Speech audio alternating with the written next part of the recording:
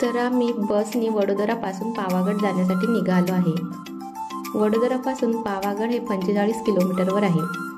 तर वडोदरापासून पावागढ एका माणसाचे तिकीट हे 47 रुपये आहे।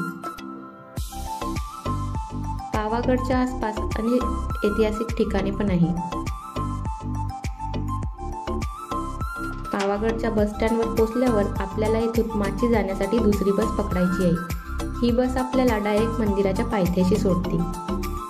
माचीपासून पावागढ हे 6 किलोमीटरवर आहे आणि एका माणसाचे तिकीट हे 8 रुपये आहे।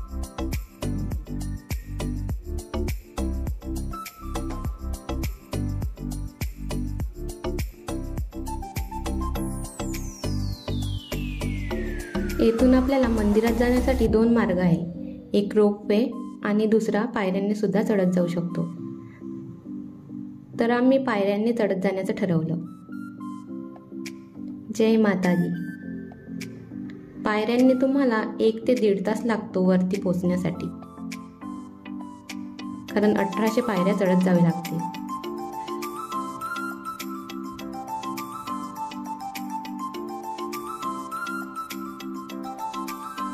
रोपवेने जर तुम्ही गेले तर 6 मिनिटमध्ये तुम्ही वरती पोहोचू शकता।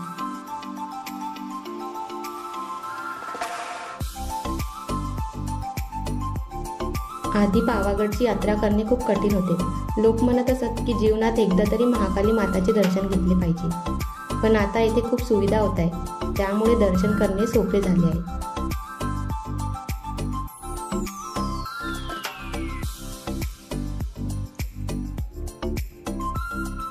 रोपवेने जर आपण आलो तर रोपवे मधून उतरल्यावर साधारणतः 250 पायऱ्या चढल्यानंतर मंदिराच्या प्रवेशद्वारापर्यंत आपण पोहोचतो।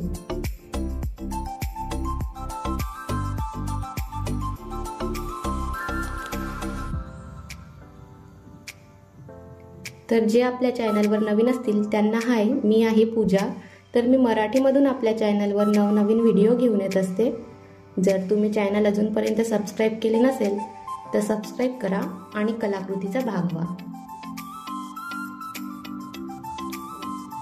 आपण आता मंदिराजवळ पोहोचलो आहे, तर आता आपण दर्शन घेऊ।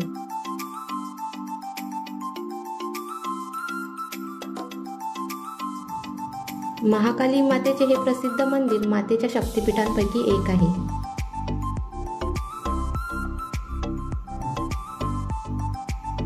या ठिकाणचे वैशिष्ट्य म्हणजे मातेची दक्षिणमुखी मूर्ती आहे।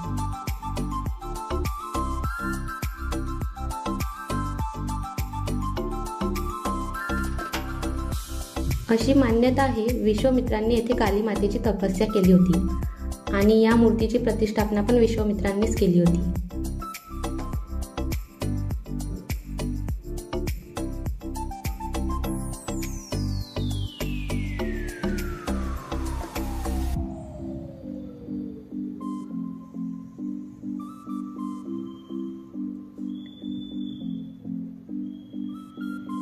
दर्शन आणि प्रसाद घेतल्यावर आता आम्ही रोपवेने जाण्याचे ठरवले आहे।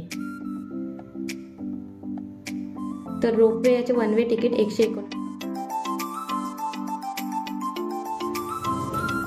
रोपवे मधून तुम्ही हे सुंदर दृश्य पाहू शकता। जर तुम्हाला पावागढला यायचं असेल तर तुम्हाला ट्रेनने वडोदरा गुजरातमध्ये यावं लागेल। पावागढ पासून सर्वात जवळ आणि मोठं रेल्वे स्टेशन हे वडोदराच आहे।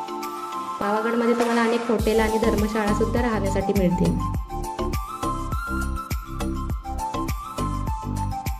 जर तुम्हाला हा व्हिडिओ आवडला असेल तर एक मोठा लाईक द्या आणि आपल्या चॅनलला सबस्क्राईब करा।